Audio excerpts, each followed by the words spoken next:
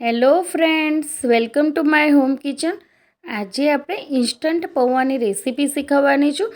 આ પૌવા તમે એરટાઇટ ડબ્બામાં 1 મહિના માટે સ્ટોર કરી શકો છો. તો ચલો બનાવવાનું શરૂ કરીએ. તો તેના માટે મેં અહીંયા એક કઢાઈ લીધી છે. તો કઢાઈની અંદર આ રીતના જે આપણે બટાકા પૌવા માટે જે પૌવા યુઝ કરીએ છીએ તે જ લેવાના છે.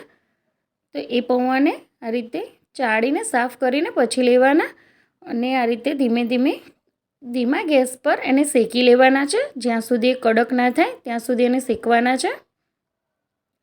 તો 2 થી 3 મિનિટ લાગે છે એને શેકતા. હવે આપણે એને આ રીતે પૌવાને આ રીતે તોડીને ચેક કરી લેવાના. તો શેકાઈ ગયા છે. તો હવે એક ડીશમાં કાઢીને ઠંડા કરી લઈશું. તો હવે આને સાઈડ પર મૂકી દઈશું અને હવે એ જ કઢાઈની અંદર આપણે તેલ નાખીશું. તો અહીંયા જરૂર પ્રમાણે તેલ લેવાનું છે. તેલ ગરમ થાય એટલે તેની અંદર સિંગદાણા નાખવાના. ઓપ્શનલ છે, જો તમારે સિંગદાણા ના નાખવા હોય તો તમે સ્કીપ કરી શકો છો. પછી લીલા મરચાં નાખીશું અને થોડો મીઠો લીમડો નાખીશું અને જ્યાં સુધી મીઠો લીમડો કડક થાય ત્યાં સુધી આ રીતે સાંતળીશું. અને હવે તેમાં હળદર નાખવાની છે, હિંગ નાખીશું અને ફરીથી બધું મિક્સ કરી લઈશું.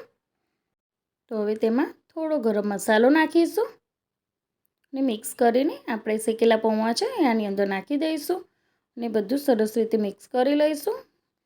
થોડું મિક્સ થાય એટલે તેની અંદર સ્વાદ પ્રમાણે મીઠું નાખીશું. હવે બધું મિક્સ કરી લેવાનું છે.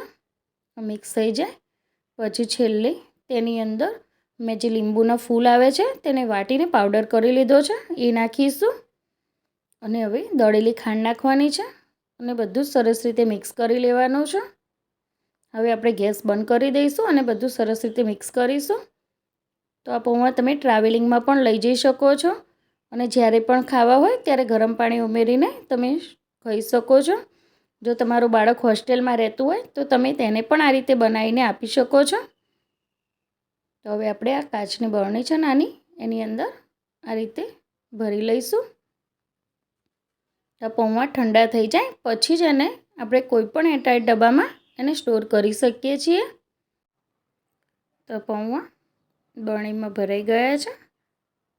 તો આ પૌવાની એક ખાસિયત છે કે તમે પૌવા પણ બનાવીને ખાઈ શકો છો અને આ પૌવાનો ચેવડોની જેમ પણ તમે ઉપયોગ કરી શકો છો. આ ખાવામાં એમને પણ ખૂબ જ સરસ લાગે છે. તો હવે આપણે આની અંદર થોડા આ રીતે પૌવા લઈ લઈશું. તમને પૌવા બતાવું કેવી રીતે બનાવાય. તો આ રીતે જેટલા બી તમારે બનાવવાના હોય એ પ્રમાણે આ રીતે કોઈ પણ વાટકીને કે ડબ્બાની અંદર લઈ લેવાના. અને હવે તેની અંદર ઉકળતું ગરમ પાણી નાખવાનું. તો પાણી એટલું નાખવાનું કે પૌવા થોડા ડૂબે એટલું જ પાણી નાખવાનું, વધારે પાણી નહીં નાખવાનું. તો અહીંયા તમે જોઈ શકો છો મેં ગરમ પાણી આની અંદર નાખી દીધું છે.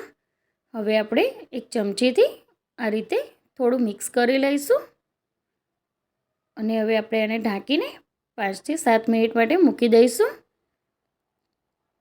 તો હવે આપણે એને ચેક કરીશું ખોલીને. તો તમે જોઈ શકો છો બધું જ પાણી પૌવા સરસ એવા પી ગયા છે અને પૌવા બની ગયા છે સરસ. તમે જુઓ સરસ એવા છૂટા છૂટા પૌવા બનીને તૈયાર થઈ ગયા છે, ઇન્સ્ટન્ટ પૌવા. હવે આપણે તેને ડેકોરેશન કરીશું. જેમાં મેં અહીંયા તીખી સેવ લીધી છે, થોડી ડુંગળી નાખીશું. જો દાડમના દાણા હોય તો એ પણ તમે નાખી શકો છો અને સરસ ગરમા ગરમ પૌવા એન્જોય કરી શકો છો. તો ચા સાથે તમે પૌવાનો ચેવડો પણ ખાઈ શકો છો અને જો ભૂખ લાગે તો તમે ઇન્સ્ટન્ટ પૌવા પણ આ રીતે બનાવી શકો છો. તો તૈયાર છે ટેસ્ટી એવા ઇન્સ્ટન્ટ પૌવાની રેસીપી. તો જરૂરથી ટ્રાય કરજો. તમે આ રીતે પૌવા બનાવીને રાખ્યા હોય તો જ્યારે પણ પૌવા ખાવાનું મન થાય તો તમે ઇન્સ્ટન્ટ બનાવી શકો છો. તો તમને મારી રેસીપી ગમે તો લાઈક કરો, શેર કરો અને સબસ્ક્રાઈબ કરો મારી ચેનલને. Thank you.